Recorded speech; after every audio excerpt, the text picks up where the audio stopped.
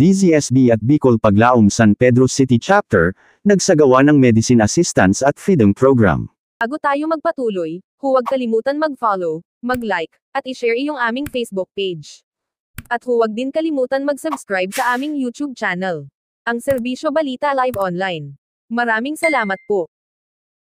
Matagumpay na naisagawa ang Medicine Assistance at Feeding Program sa Sitio Masiyahin sa Barangay San Antonio, sa lungsod ng San Pedro kamakailan ng himpilan ng DZSB sa pakikiisa ng Bicol Paglaom San Pedro City Chapter, sa pangunguna ni Dryan Zamora, ang News Bureau Chief ng DZSB, at tumatayong San Pedro City Chapter President ng Bicol Paglaom, at sa pakikipag-ugnayan sa pamunuan ng Barangay San Antonio.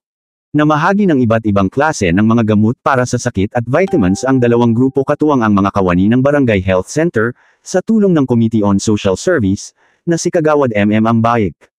Bilang pakikiisa sa feeding program, nagpadala ng mainit na sopa si City Councilor Mike Casacop, at tumulong din ang mga kawani nito upang maipamahagi sa mga damalong residente doon.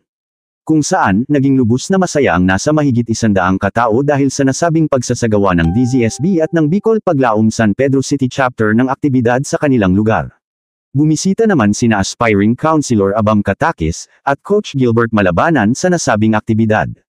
Kung saan, kinilala at pinasalamatan nila ang mga opisyales ng DZSB at Bicol Paglaom San Pedro City Chapter, para sa kabutihang loob sa pagsasagawa ng nasabing aktibidad para sa mga residente ng nasabing barangay.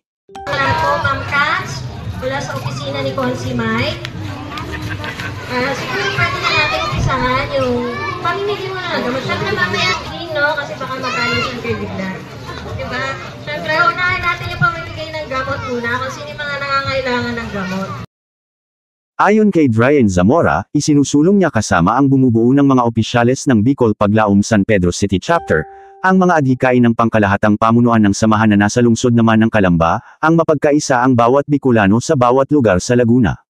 At upang maiparamdam sa komunidad ang pagtulong at malasakit sa kapwa, saan man silang komunidad na papabilang. Naniniwala naman si Zamora na makikiisa ang bawat Bicolano sa lungsod ng San Pedro sa kanilang samahan, at magiging katulong ng bawat local government unit upang maiparating sa mamamayan ang mga tulong mula sa pamahalaan. Arnel Inocencio, nag-uulat para sa DZSB, ang himpilan ng katotohanan at paglilingkod.